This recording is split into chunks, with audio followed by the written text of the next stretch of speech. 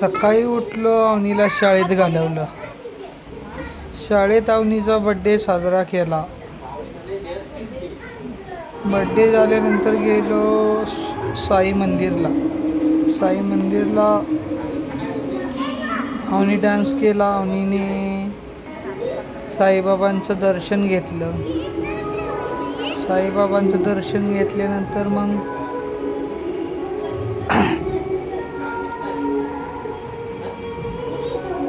समोरचे काही साईडला सरकत नव्हते. मग त्यानंतर मग अवनीने मी दर्शन घेतलं.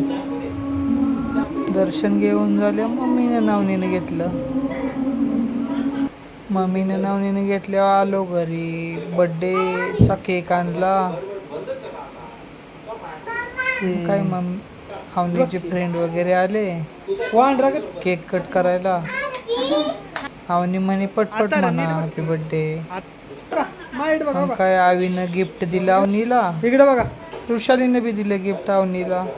अवनीची गाय गिफ्ट फाडण्यासाठी गिफ्ट फाडला अवनीनं. त्यातून निघाला पांडा. म्हणजे पांडालाच केक कापायला लावणार होता. कापला केक सगळ्यांनी. केक कापला.